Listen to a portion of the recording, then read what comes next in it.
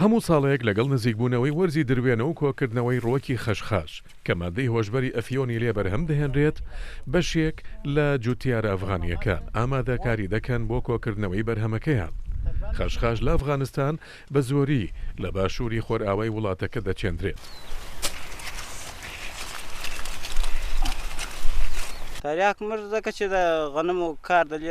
داهاتێکی ئەوتۆمان دەست ناکەوێت لە چاندنی گەنم و دانەوێڵە. هیچ دانەوێڵێک وەک خەشخاش بەقیمەت نییە بەهۆی ئەوەی لاڕووی ئابوووریەوە زۆر زیان دەکەین بۆیە هیچ بژاردەیەکی دیکەمان لە بەردەمدانیە جگە لە چاندن و بەرهەمێنانی خەشخاش نەبێت.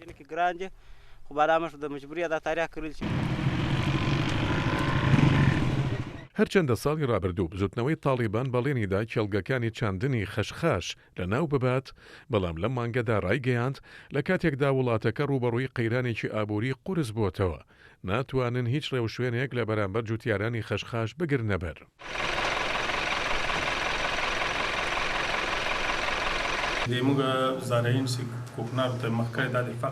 لەبەرەوەی هیچ جێگرەوەیکی گونجاومان نەدۆزیوەتەوە بۆیە هیچ ڕێوشوێنێک لە دژی جوتیارانی خەشخاش ناگرینە بەر. بەڕاستی ئەوان ڕوبەڕووی زۆر کێشە بوونەتەوە بۆیە نامانەوەی کێشە زیاتریان بۆ دروست بکەین. لەگەڵ کۆمەڵی نێودەوڵەتی کار دەکەین بۆ دۆزینەوەی چارەسەرێکی گونجاو.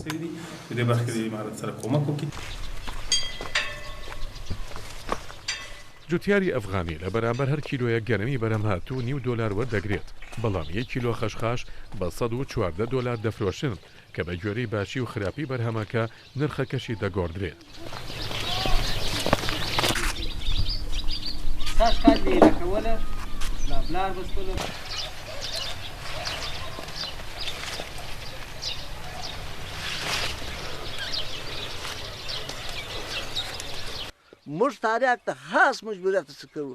ئەگەر ڕێگەیەکی دیکە هەبێت بۆ ئەوەی لە وەرزێکەوە بۆ وەرزێکی تر خۆراک بۆ خێزانەکانمان دابینکەین بە هیچ شێوەیەک خەشخاش ناچێنین بەڵام کە هیچ ڕێگەیەکی دیکەمان نەبێت بە تفەنگ بەرگری لە چاندنی خەشخاش و ژیانمان دەکەین یان ناچار دەبین بۆ کارکردن بچینە پاکستان و ئێران و تاجیکستان ئەوەش ئەستەمە چونکە سنوورداشمان دەکەنەوە.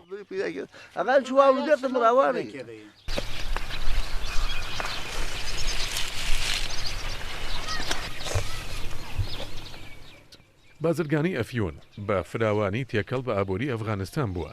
ناتۆ یەکگرتووەکانیش دەڵێت بۆ پێی ئەفغانستان بە گەورەترین بەرهەمهێنی ئەفیۆن دادەنرێت لە جیهاندا ساڵی ڕابردوو مادەی هۆشبەر لە 11% داهاتی وڵاتەکەی پێک هێناوە.